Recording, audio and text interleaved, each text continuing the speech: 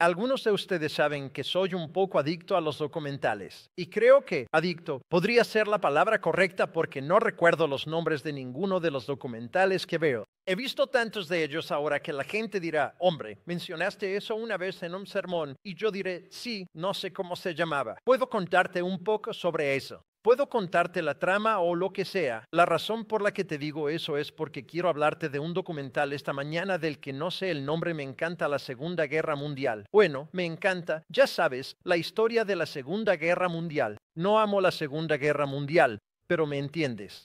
Y amo la historia que la rodea. Y hubo un documental que vi hace unos años sobre. Después de la Segunda Guerra Mundial, y en realidad en los países donde hubo ocupación nazi, y lo que sucedió con los nazis que eran simpatizantes, esos simpatizantes nazis, después de que la guerra terminó. Y fue realmente horrible, de hecho. Quiero decir, de repente, todo cambió y estas personas que, por supuesto, habían sido muy brutales y horribles, de repente, todo se volvió en su contra y ahora, los victimarios se convirtieron en las víctimas. Quiero decir, algunos de ellos fueron torturados, fueron asesinados brutalmente. Hubo cosas horribles que sucedieron después de la guerra, de personas que pensábamos que eran los buenos, que de repente, al obtener el poder, se convirtieron en una especie de los malos, reflejando exactamente aquello que ellos mismos se oponían. Ahora, si has leído por adelantado y has leído el resto del libro de Esther, podrías estar pensando que se siente un poco como lo que está sucediendo, como si el libro de Esther terminara con un golpe. Termina con algo muy brutal, se siente como este cuento de hadas que hemos estado escuchando. Ha sido increíble. Y luego, bam, termina en un lugar realmente oscuro donde hay toda esta brutalidad, hay todo este derramamiento de sangre, muchas personas muriendo al final de esto. Y comenzamos a preguntarnos, hombre, ¿qué está pasando aquí? ¿Qué ha sucedido realmente? ¿Y cómo se supone que debemos ver el final de esto ahora? Esta es una de las razones, por cierto, por las que confío en mi Biblia, porque la Biblia nunca endulza las cosas, no pasa por alto las cosas. Simplemente te dice las cosas. No hay un héroe perfecto en la Biblia, excepto uno. Él está en el Nuevo Testamento, tal vez hayas oído hablar de él.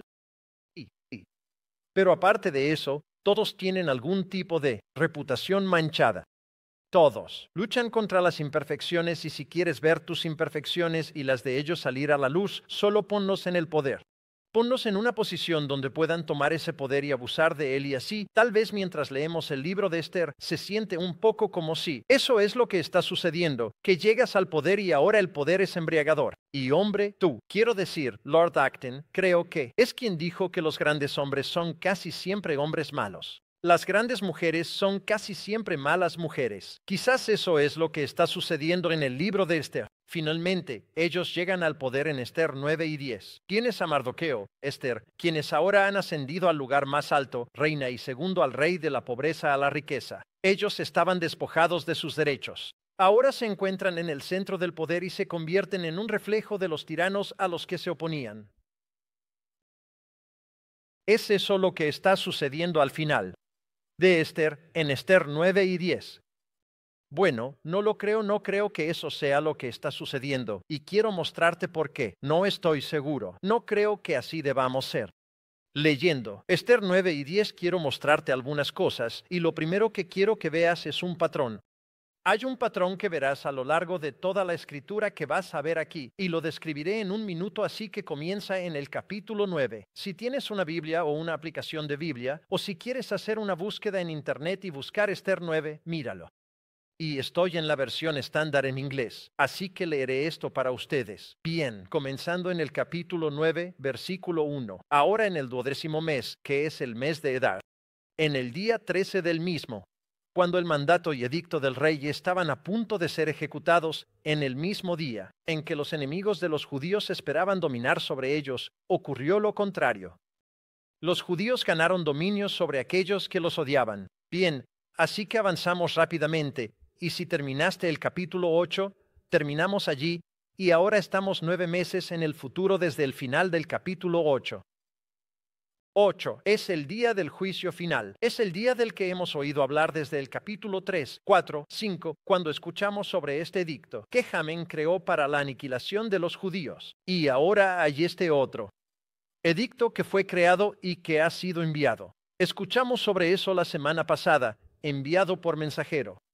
y realmente rápidos caballos para llegar a las partes de la provincia, y ahora tienes estos decretos en competencia. Y te preguntas quién va a ganar, ¿verdad? Así que el narrador no nos deja en suspenso sobre quién ganó. Él nos dice justo al final del versículo 1 que los judíos obtuvieron dominio sobre ellos. Ahora, lo que tienes que recordar, sin embargo, y esto es realmente importante, es que hay algo sucediendo detrás de estos dos secretos en competencia de los que hablamos hace unas semanas. Y quiero recordarte esto. Descubrimos en el capítulo 3 que Amán es un descendiente de Agar. Está bien, un Agag es un amalecita, ¿de acuerdo? También descubrimos en el capítulo 2, y lo escucharás de nuevo, que Mardoqueo es un descendiente del rey Saúl en el Antiguo Testamento. Y lo que señalamos, pasamos por esto, está en 1 Samuel capítulo 15. Si vas y lees eso, descubrirás que este es el lugar donde Saúl falla miserablemente ante Dios. Aquí es donde Saúl falló en hacer lo que Dios lo llamó a hacer. Lo llamó a exterminar a este grupo de personas. Los amalecitas hablaremos de esto en un segundo. Y Saúl no lo hizo. Así que esto está detrás de toda esta controversia. Esto está detrás de toda la mala sangre. Que hay en el imperio hay este Saúl desobediente y hay este rey malvado Agag. Una amalecita en 1 Samuel capítulo 15. Entonces, ¿qué pasa? Los judíos obtienen el dominio, su decreto, de hecho, termina siendo el que da la vuelta a la situación. Así que sigamos leyendo en el capítulo 9 y el versículo 2. Los judíos se reunieron en sus ciudades a lo largo de todas las provincias del rey Asuero para poner las manos sobre aquellos que buscaban su daño. Y nadie podía hacerles frente, porque el temor de ellos había caído sobre todos los pueblos. Todos los oficiales de las provincias, los sátrapas, los gobernadores y los agentes reales también ayudaron a los judíos, porque el temor de Mardoqueo había caído sobre ellos. Porque Mardoqueo era grande en la casa del rey, y su fama se extendió por todo el mundo, a través de las provincias, porque el hombre Mardoqueo se volvió cada vez más poderoso. Los judíos golpearon a todos sus enemigos con la espada, matándolos, destruyéndolos, y hicieron lo que quisieron con aquellos que los odiaban. Está bien, es bastante autoexplicativo. Mardoqueo ha crecido en poder. Quiero decir, en estos 9 meses desde que se convirtió en este segundo al mando, todos le temían. Y así, tienes a personas de todos los líderes alineándose detrás de Mardoqueo y la acusación, si se quiere, del decreto que él envió en el capítulo 8, de acuerdo. Entonces, ¿qué pasa? Sigue adelante, versículo 6. En Susa, la ciudadela misma, los judíos mataron y destruyeron a 500 hombres y también mataron. Solo voy a dejar que leas estos nombres por ti mismo. Hay 10 nombres ahí, de acuerdo. Los 10 hijos de Amán, Amán este enemigo de los judíos, donde lo dice de nuevo, el hijo de Amán, el enemigo de los judíos, pero no pusieron mano en el botín. Así que entran, matan a 500 personas en la ciudad capital. Si saltas al versículo 16, descubres que, en toda la provincia o imperio, mataron a 75,000. Así que, 75,500 en un solo día. Ahora esto provoca una nueva conversación. Hemos escuchado varias de ellas entre la reina Esther y el rey Asuero. Así que comienza a leer eso en el versículo 11. Ese mismo día se informó al rey sobre el número de los muertos en Zeus de la ciudadela. Y el rey dijo a la reina Esther, en Susa, la ciudadela, los judíos han matado y destruido a 500 hombres y también a los 10 hijos de Amán. Está bien. Ahora, estás como esperando que él diga, oye, hay mucha gente, Esther. Sabes, tal vez deberías terminar. Como que tal vez está angustiado por eso. De hecho, resulta que está algo impresionado por ello, ¿verdad? Porque dice, tú has hecho esto. Y ahora él dice, ¿qué han hecho entonces en el resto de la provincia del rey? Ahora, ¿cuál es tu deseo? Se te concederá. ¿Y cuál es tu búsqueda adicional? Se cumplirá. Así que él dice, hombre, gran trabajo, Esther. ¿Quieres más? Y mira lo que dice Esther. Y Esther dice, si le place al rey que a los judíos que están en Susa se les permita mañana también actuar de acuerdo con el edicto de este día, y que los 10 hijos de Amán sean ahorcados en la horca. Entonces el rey ordenó que se hiciera esto. Se emitió un decreto en Susa y los 10 hijos de Amán fueron ahorcados. Los judíos que estaban en Susa también se reunieron el día 14 del mes de Edar y mataron a 300 hombres en Susa, pero no pusieron las manos en el botín. Está bien. Así que ahora él le da permiso para continuar con la campaña. Ahora hablemos de esto, porque ella básicamente está pidiendo un día más para terminar la campaña y humillar a los hijos de Amán, que ya han sido asesinados el día anterior, colocándolos en postes esencialmente. Eso es lo que son estas cosas que fueron erigidas, eran postes gigantes en los que serían empalados. Y eso nos parece bárbaro. Se siente como, lees esto y piensas, lees los finales y piensas, el cuento de hadas se oscureció. Y se siente horrible, como que suena como si lo que ella quiere es más derramamiento de sangre. Quiere que suceda más. Como que, y piensas, hombre, no son 75.500 o lo que sea, 800 ahora, suficiente. Y solo diría esto, ten mucho cuidado, cristiano, de leer lo que piensas, por cierto, que es nuestra cultura de vuelta en esa cultura. De alguna manera, necesitan operar según lo que tú consideras un mundo civilizado. Recuerda, somos la cultura civilizada que puede condenar a muerte a los infantes hasta el momento de su nacimiento. Y lo hacemos en números que absolutamente superarían esta cifra de 75.000 de manera anual. Quiero decir, números masivos, ¿verdad? Lo que parece ser muchas personas resulta ser probablemente más quirúrgico que indiscriminado. Hay millones de personas en este imperio que se extiende desde India hasta Etiopía, en la actualidad, ¿verdad? 127 provincias y 75, no estoy diciendo, hey, wow, es bueno que murieran 75.000 personas. Simplemente estoy diciendo que, dado lo que podría haber sucedido y lo que hicieron, en realidad mostraron una gran cantidad de moderación. Y te mostraré esto en un minuto, de quizás lo que está sucediendo aquí, ¿verdad? Pero todo lo que quiero decirte es que cuando pensamos en, somos más civilizados, lo somos realmente. No sé si tenemos algún tipo de superioridad moral sobre la que apoyarnos al mirar hacia atrás en lo que estaba sucediendo aquí, así que no dejemos que ese sea el motivo por el cual no queremos escuchar algo como esto. Ahora, ¿qué está tratando de lograr Esther? Si no es solo más sed de sangre, ellos piensan, hombre, solo quiero conquistar a más personas. Lo que parece innecesario y vengativo, se siente así a menos que entendamos el concepto de guerra santa. En las Escrituras, ahora, déjame explicar esto porque sabía que al titularlo de esta manera, me sentía muy provocador porque vivimos en una época en la que escuchas esto, y lo escuchas en el contexto de la yihad islámica, ¿verdad? Lo cual, generalmente tiene algo que ver con que simplemente queremos ir tras los infieles. Cualquiera que no esté de acuerdo con nuestra posición sobre Alá y Mahoma, su profeta, de acuerdo.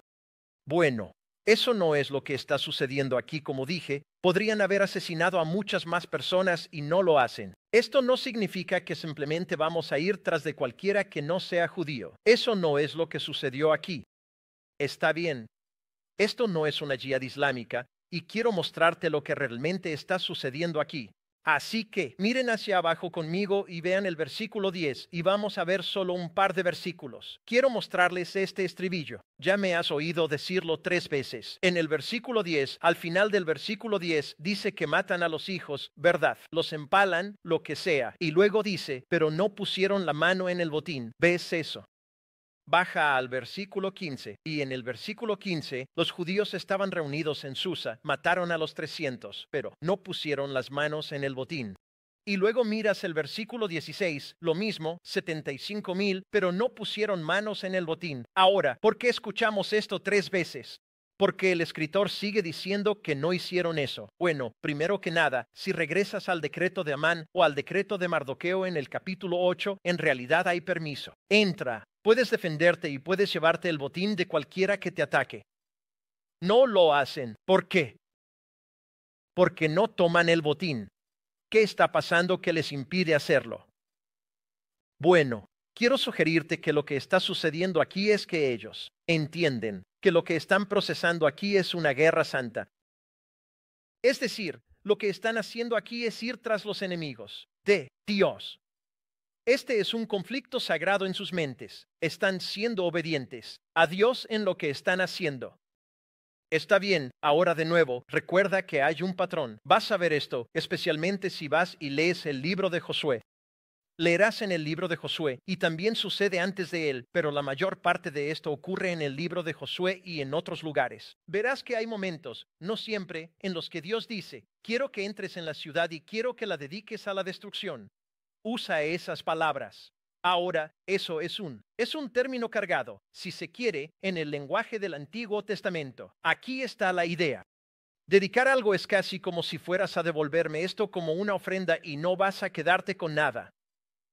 Ahora, espero que entiendas cuán extraño y bizarro es eso. En la guerra de esa época, entrarías y una de las razones por las que un reino conquistaría a otro reino es para apoderarse de todo su botín. Bueno, ellos entran, quizás los recuerdes. Esa batalla realmente famosa. Seguramente todos aquí han oído hablar de la ciudad de Jericó.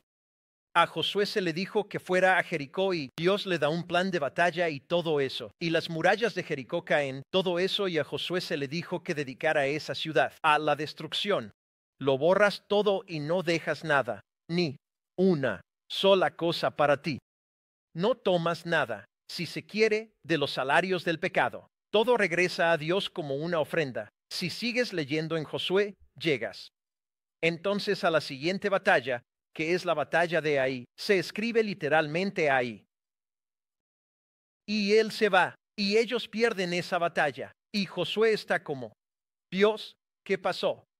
Estuviste con nosotros en Jericó, y ahora básicamente te has vuelto en nuestra contra. ¿Qué hicimos? Y él descubre, a medida que lo lees, que lo que sucedió es que uno de sus hombres armados, Acán, entró y guardó parte del botín para sí mismo, y Dios dijo, por eso los juzgué a todos ustedes, porque no lo dedicaste todo a la destrucción. Bien, ahora recuerda esta idea. De dedicar a la destrucción es lo que está detrás del libro de Esther.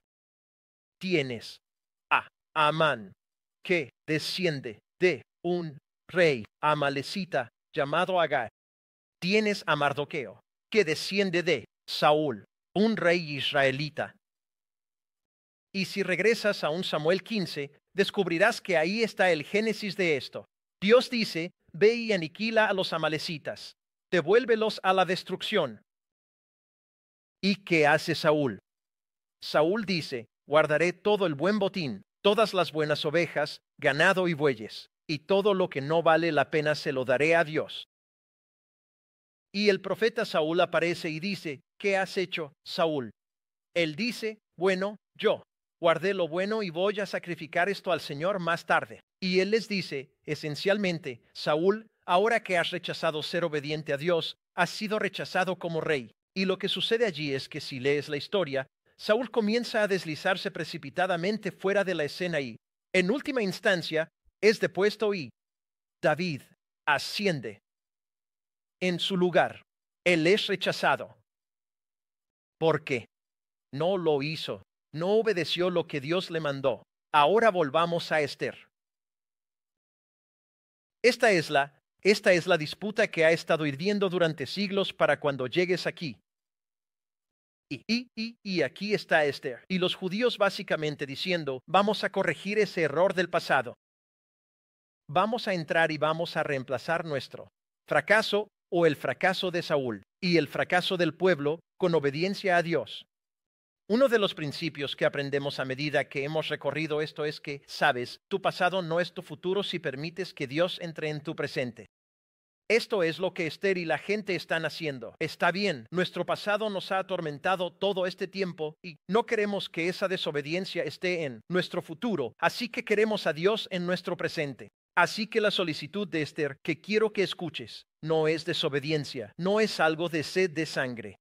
No se trata de darme más cuerpos para apilar. No, simplemente voy a terminar. Nosotros los judíos vamos a terminar lo que Saúl no haría. Ellos están procesando un juicio de Dios que ya era tiempo. Nuevamente, esto es lo que debes ver cuando lees tu Antiguo Testamento. Lo que estás viendo es que el pueblo de Dios en el Antiguo Testamento son las manos y los pies de Dios en el juicio. Así es como trabaja Dios, de acuerdo. Ahora somos cristianos del Nuevo Testamento. ¿Cómo se transfiere esa lección al Nuevo Testamento? ¿Qué hacemos con eso? Me alegra que preguntes y te responderé en un segundo, de acuerdo. Así que sigamos y te prometo que llegaré a eso, está bien, pero primero quiero mostrarte un principio. Así que esa es la segunda cosa, este principio que ves expuesto en los versículos 20 al 28. Mira lo que dice, y Mardoqueo registró estas cosas y envió cartas a todos los judíos que estaban en todas las provincias del rey Asuero, tanto cerca como lejos, obligándolos a guardar el 14º día del mes de Edar, y también el 15º del mismo año cada año, como los días en que los judíos obtuvieron alivio de sus enemigos, y como el mes que se había convertido para ellos de tristeza a alegría, de luto a fiesta. ¿Qué deben hacer de los días festivos y de alegría, días para enviarse regalos de comida unos a otros y regalos a los pobres? Y así los judíos aceptaron lo que habían comenzado a hacer y lo que Mardoqueo les había escrito, porque Amán, el agageo, hijo de Amán, enemigo de todos los judíos, había conspirado contra los judíos para destruirlos y había echado suertes, es decir, había lanzado suertes para aplastarlos y destruirlos. Pero cuando se presentó ante el rey, él dio órdenes por escrito de que su malvado plan que había ideado contra los judíos regresara sobre su propia cabeza y que él y su hijo fueran ahorcados en la horca.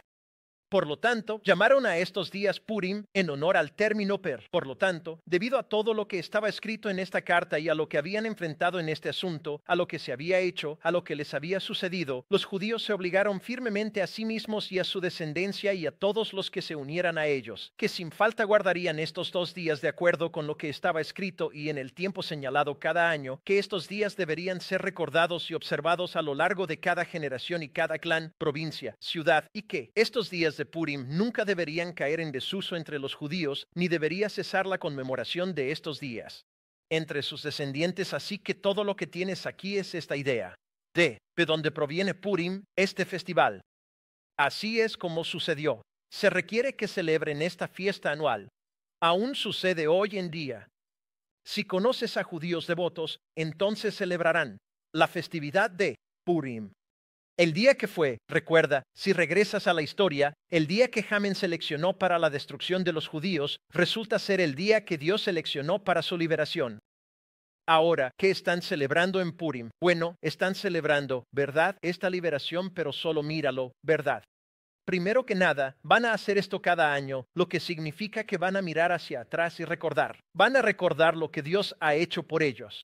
Mira cómo Dios rescató. Regresemos y contemos lo que sucedió y recordemos cómo Dios nos libró de nuestros enemigos. Esa es la primera cosa, recordar el rescate de Dios. La segunda cosa fue un día de alivio. De hecho, si miras el versículo 22, dice que se supone que deben celebrar esto como estos 2 días, los días en que los judíos obtuvieron alivio de sus enemigos. Esa palabra alivio es literalmente la palabra hebrea para descanso. Es el día en que obtuvieron descanso. Lo que el pueblo de Dios siempre celebra es cuando Dios libera a su pueblo, siempre es para darles descanso. Hombre, necesitas escuchar esto. Dios no te entrega para atarte con una especie de reglas y regulaciones legalistas. Dios te ha entregado para darte descanso. Y esto es lo que está sucediendo aquí. Es un día de regocijo, así que es un recuerdo, es alivio. Es un día de regocijo, transformando el dolor en alegría y el luto en una festividad. Están festejando días para enviar regalos de comida, regalos a los pobres. ¿Verdad? Vamos a cuidar de las personas como Dios hizo por nosotros. Es una fiesta anual de alegrías que recuerda lo que Dios ha hecho. Bien, así que ahora tienes este patrón de guerra santa. Tienes este principio de celebración ahora. Somos cristianos del Nuevo Testamento, de acuerdo. Y una de las cosas que tenemos que aprender a hacer es leer nuestro Antiguo Testamento con ojos del Nuevo Testamento. No vemos el Antiguo Testamento como un libro terminado. Vemos que el Nuevo Testamento comenta sobre esto, por así decirlo, y nos ayuda a entender cómo se supone que debemos leerlo. Entonces, ¿qué está sucediendo? ¿Cómo debemos, como cristianos del Nuevo Testamento, pensar sobre este concepto del Antiguo Testamento de la Guerra Santa? ¿Qué se supone que debemos hacer con esto? Bueno, déjame decirlo de manera clara. Nada en las Escrituras, nada en el Nuevo Testamento alentaría. nos lleva a tomar las armas contra los enemigos percibidos de Dios o de los cristianos en nombre de Dios. No estoy hablando de guerras y esa es una discusión completamente diferente. Estoy hablando de nosotros como cristianos diciendo que de alguna manera se nos da autorización para tomar las armas e ir tras los enemigos del pueblo que percibimos como los enemigos de Dios. El Nuevo Testamento nunca te dará ese permiso, jamás.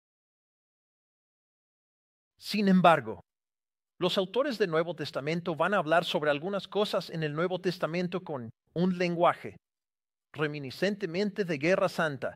De acuerdo. Y así, déjame mostrarte lo que quiero decir. Por ejemplo, en Colosenses capítulo 2, versículo 15, aprendemos que desarmó a los gobernantes y autoridades, es decir, los poderes satánicos, y los puso en abierta vergüenza, al triunfar sobre ellos en él. Está bien, estamos hablando de lo que hizo Jesucristo. ¿Y dónde fue esto realizado por Jesucristo? En la cruz. Esa es la idea, que la cruz se convierta en este instrumento de guerra santa. Dios hace eso a través de la cruz. Dios derrota a los enemigos de Dios a través de la cruz. La cruz se siente como una derrota y resulta ser en realidad el instrumento de la victoria. La Biblia va a decir, el Antiguo Testamento, desde el Antiguo Testamento, va a decir, maldito es cualquiera que sea colgado en un árbol. Los hijos de Amán están malditos. Jesucristo toma y se convierte en una maldición, en un árbol. Ahora, ¿qué se supone que debemos hacer con eso? Se supone que debemos entender, según el Nuevo Testamento, que somos los enemigos de Dios. Somos el pueblo que fue desobediente y engañado. Somos el pueblo que vivió en enemistad con Él. Éramos el pueblo que estaba sin Dios y sin esperanza. Rechazamos su dominio sobre nuestra vida. Deberíamos ser colgados, si se quiere, como los hijos de Amán, y en lugar de que eso suceda, Dios cuelga a su propio hijo. Dios lo puso en un árbol. Él, que no conoció pecado, se convirtió en pecado para que en nosotros pudiéramos llegar a ser la justicia de Dios. Así que esta es la gran inversión. Aquí es donde la gente simplemente no podía verlo. Esto parece una locura, ¿cómo sucede esto? ¿Y qué hace Dios? Él se presenta y dice, está bien, te voy a dar libertad, pero esa libertad es muy costosa, ¿verdad? La paz tiene un precio y va a venir a costa de que yo declare la guerra contra mi único hijo, una guerra santa contra mi hijo. Él será humillado para que tú nunca seas humillado. Él se convertirá en una maldición para que tú no seas maldito. Él tomará la penalidad del pecado para que tú no tengas la penalidad del pecado, ¿verdad? Y lo otro que necesitas ver es que lo que Jesucristo no hace cuando lo vemos caminar por la tierra es tomar las armas para destruir a los enemigos históricos de Dios. Él se entrega, ¿verdad? Entrega su vida de hecho.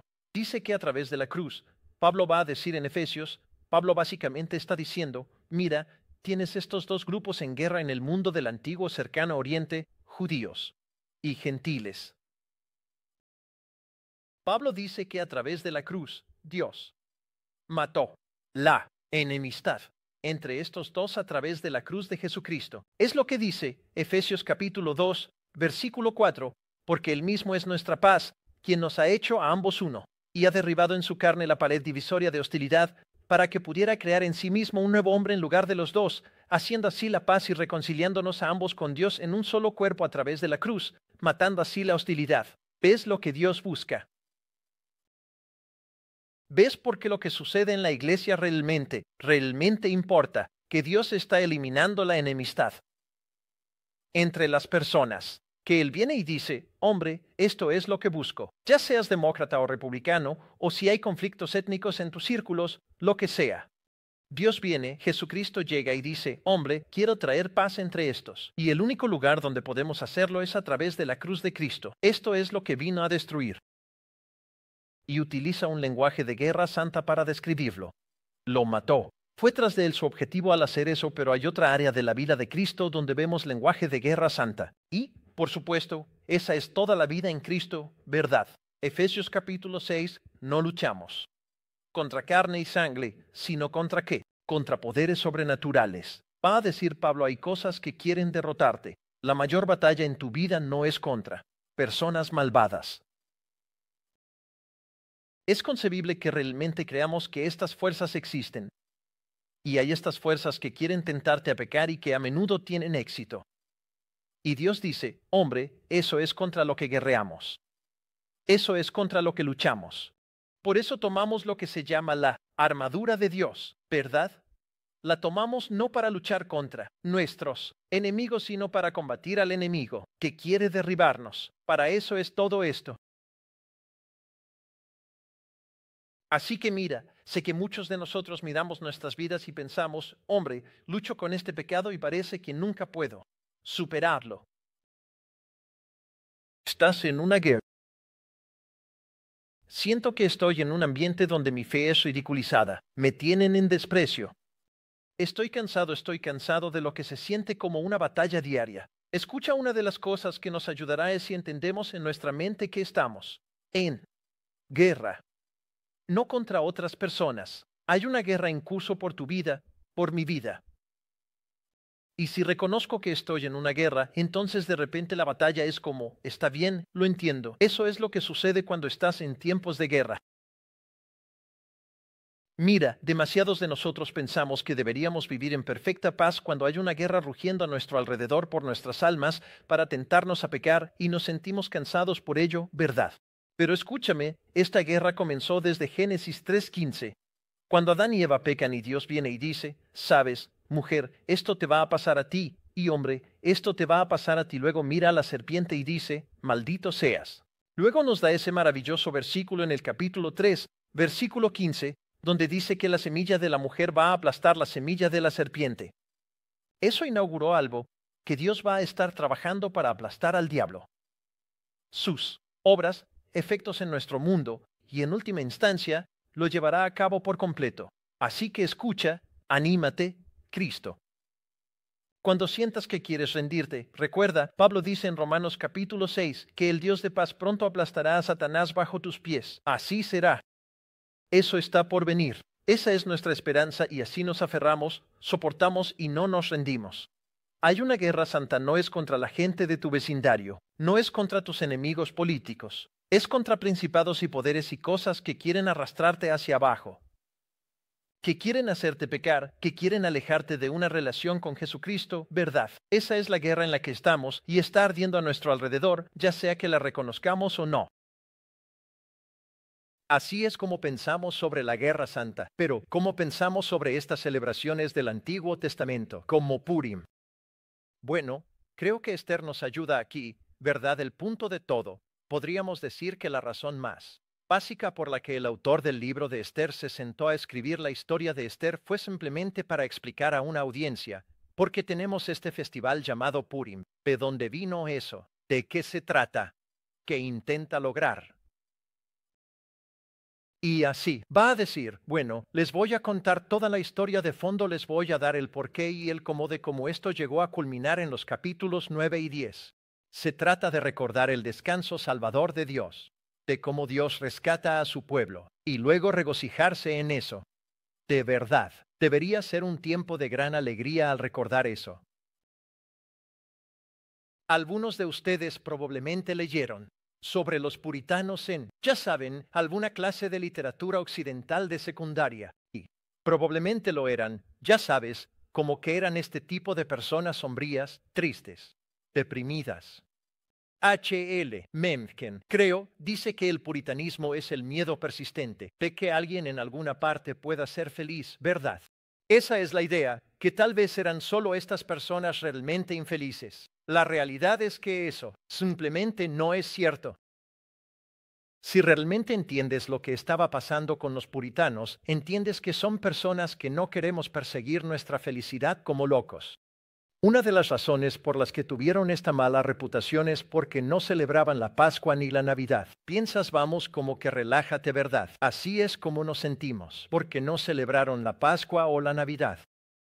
Bueno, déjame decirte, dos razones. Una es una razón muy fácil. Número 1. Lo celebramos en estos días que no tienen ningún precedente histórico. No hay nada que diga que la Navidad es solo el 25 de diciembre, ¿verdad? No hay nada históricamente sobre el nacimiento de Jesús que haya sucedido alrededor de esa fecha o algo así, ¿verdad?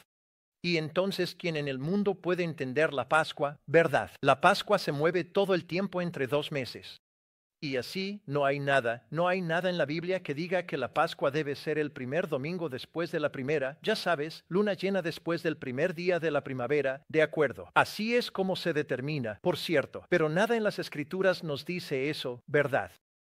Entonces dirían, bueno, oye, no hay nada en las Escrituras que diga que tiene que ser en estos días, pero déjame decirte la razón más importante. No celebraban la Pascua y la Navidad porque no querían que cada otro domingo se devaluara. ¿Me sigues? ¿Qué si elevamos estos 2 domingos como si fueran, ya sabes, el apogeo o lo que sea, y actuamos como si el resto del tiempo no se tratara de reunirnos para celebrar y regocijarnos en el plan de rescate de Dios para nosotros y en lo que Dios hizo por nosotros, ¿verdad? Lo que querían decir es, no, no. Queremos domingos así, no contra festivales, no contra celebraciones, no contra dar regalos. Solo pensamos que eso debería suceder todos los domingos, no solo 2, a lo que digo amén. Ahora, no estamos cancelando la Navidad y la Pascua.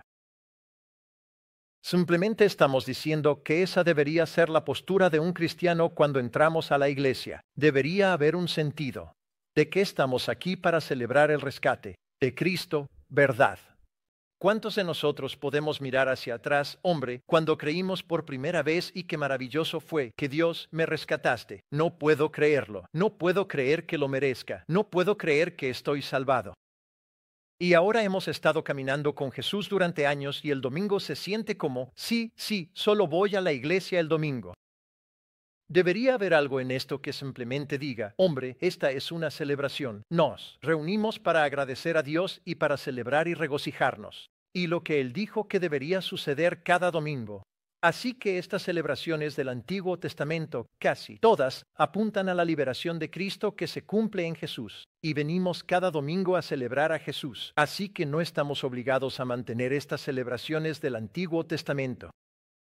Pero, caramba, en algunos aspectos, cada vez que nos reunimos, estamos celebrando estas celebraciones del Antiguo Testamento. Esa es la idea. Eso es lo que deberíamos estar haciendo. Bien, ahora déjame mostrarte una última cosa sobre el libro de Esther que no quiero pasar por alto aquí. Así que hemos visto este patrón de guerra santa, hemos visto el principio de celebración. Ahora quiero que veas una prioridad y observes cómo sucede esto. Mira el versículo 29 del capítulo 9 de Esther. Entonces la reina Esther, hija de Abihail, madre de Abihail, y Mardoqueo el judío dieron plena autoridad escrita, confirmando la segunda carta sobre Purim. Se enviaron cartas a las 127 provincias y palabras de paz y verdad. Los días de Purim deben ser observados en sus temporadas designadas, como los obligaron Mardoqueo el judío y la reina Esther, y como ellos se obligaron a sí mismos y a sus descendientes con respecto a sus ayunos y su lamento. El mandato de la reina Esther confirmó estas prácticas de Purim y fue registrado por escrito. Está bien, así que los versículos 29 a 32 tratan prácticamente todo sobre Esther y lo que hizo. Para dar lugar a Purim y luego codificarlo en el sistema persa entre los judíos, de acuerdo. Así que, es ella. Ahora mira el capítulo 10. El rey Asuero impuso impuestos sobre la tierra y las costas del mar y todos los actos de su poder y fuerza, así como el relato completo del alto honor de Mardoqueo al que el rey lo promovió.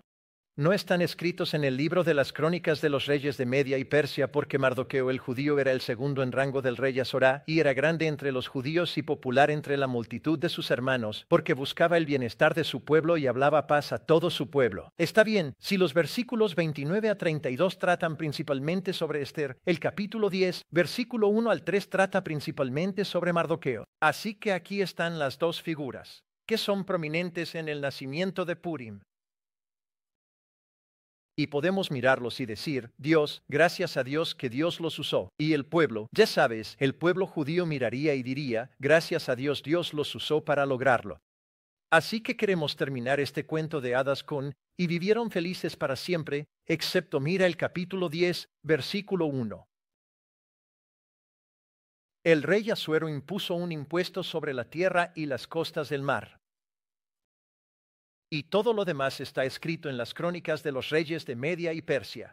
Después de todo eso, después de todo lo que Dios había hecho para mover los eventos de la historia y cambiar el corazón del rey como el curso de un río, este rey sigue en el poder.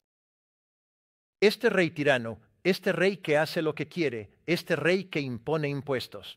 Esther y Mardoqueo habían ascendido al lugar más alto que podían alcanzar en este imperio, y aún así no fue suficiente. Creo que hay un principio ahí. Creo que hay esta idea de que tenemos una prioridad más alta que cualquier gobernante terrenal. Tenemos una prioridad más alta que entrar en los salones del poder, ¿verdad?